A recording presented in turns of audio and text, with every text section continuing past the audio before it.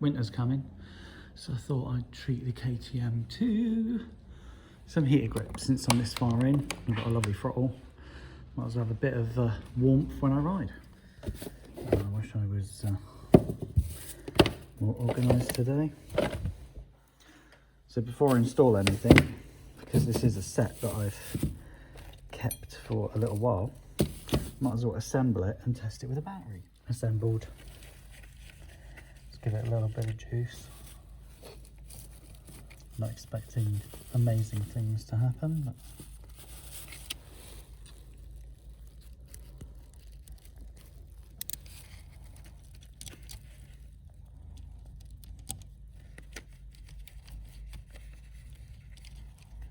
crikey, right. What's the matter with me today? Come on. It's because I ain't wearing gloves, right?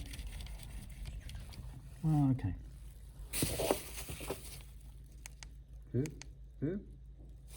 I don't really need to stress this battery out, and then I'll just wait and see if I get any heat out of them. I must have a route around because those grips need to be glued. Ew. Is that Renthal grip glue? Yeah! Actually, I've got... Oh, that's disgusting. I thought I had some new... I do. New Loctite, old Loctite. It's got nothing to do with the grips. Okay, check for warmth. Couldn't honestly tell you. Let's have some more heat. Let's go. Also worth checking that my grip glue is pliable. Yeah, warmth. Nothing. Plugged in properly. I can detect a bit of warmth there, but maybe something here.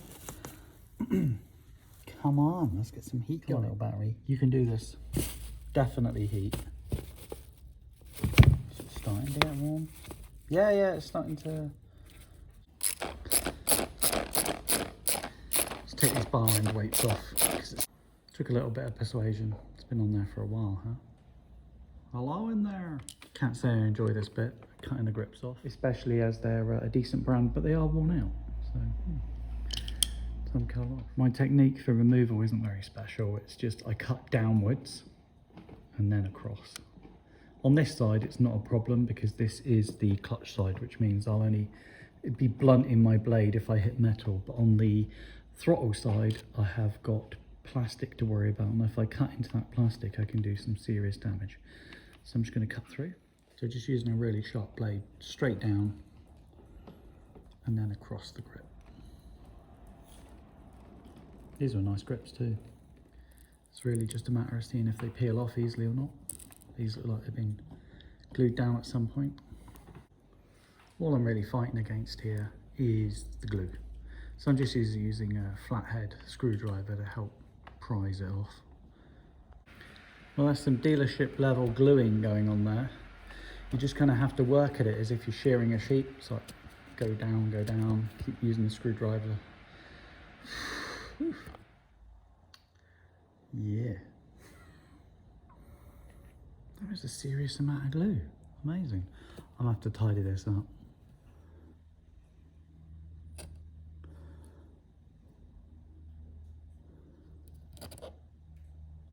And a quick test fit shows me that I've got some shaving to do still.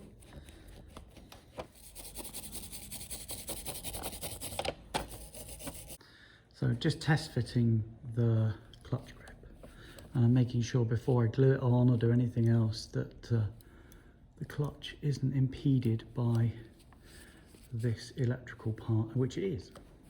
Right now it's on so tight, it's not easy to move. Now I can move the clutch all the way back, and I just got to be able to tidy this cable. So in a lot of the imagery on the internet, they have this up here, the actual electrical part, more up here and going across. But that impedes my use of the, probably stop me hitting that. I seem to run on full beam a lot. Let's just move that out of the way. See, I'm thinking having the wire going across here isn't exactly what I call tidy. People like ride apart showing you imagery like this. And I guess it doesn't affect their full beam to have it going across there. They've even got it on the throttle going across. I mean, is that factory? How Oxford want it? I suppose it is, because you've got the Oxford logo facing you. Although it's upside down, but yeah, still good. To me, that just looks crap. Having the cable running across here. It's not easy to turn this thing, which is probably a good thing. I haven't glued it yet. Whereas if I had it, there we go, nice and clean, I can use my clutch, and then all I'm going to do is get that wire and tuck it in with the rest of them. Does that not seem like a tidier install? I mean, on the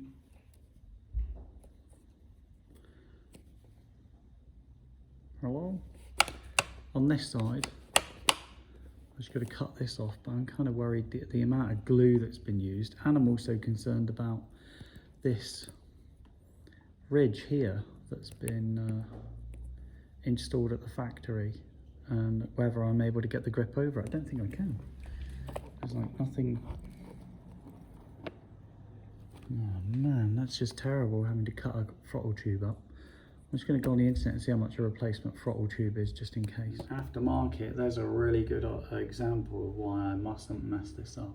It can get expensive real quick. So if that's aftermarket, and ain't nobody selling them apart from a few crappy ones, it's like, oh no.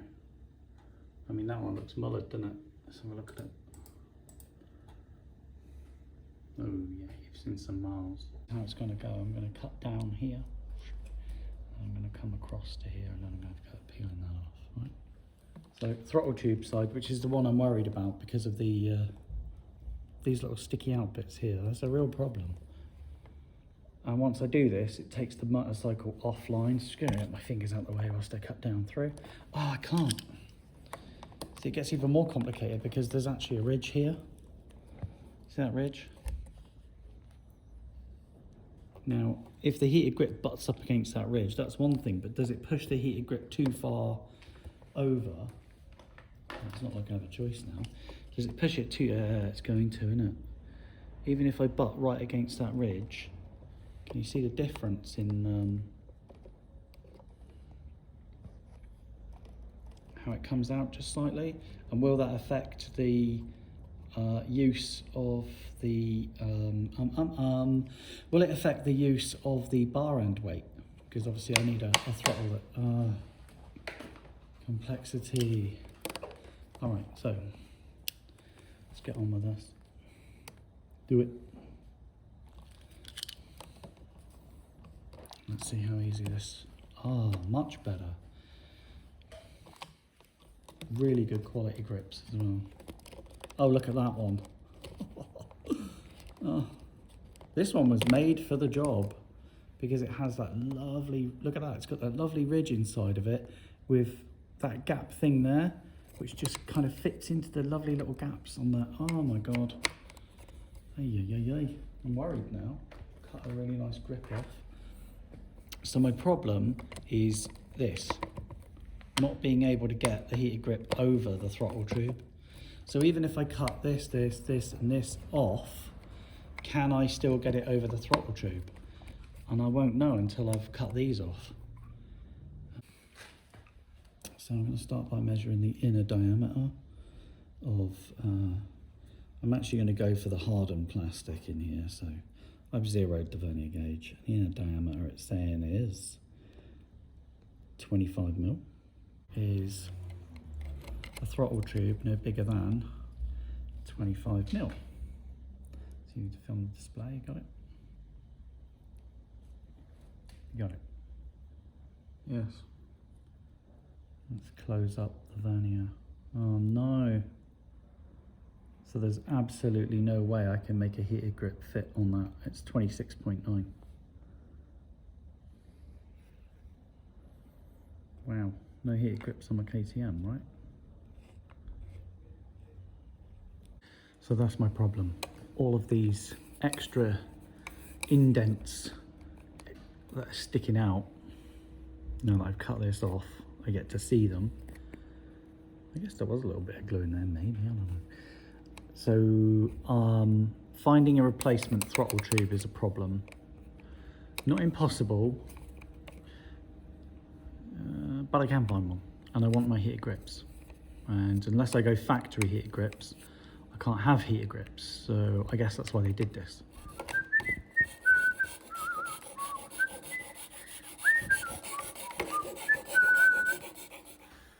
So, something I worked out pretty quickly after shaving it down a little. Once you install the grip, it does squeeze the tube a little. You see how squishy this tube is? So if these put pressure on the tube, it actually tightens its grip and makes it very difficult to rotate. So I've smoothed this area off. I think I'm going to have to buy some replacement grips. Darn, looking so good as well. What a shame. I really wanted heated grips too, but at least I won't have to see this rust on my handlebars in front of my eyes.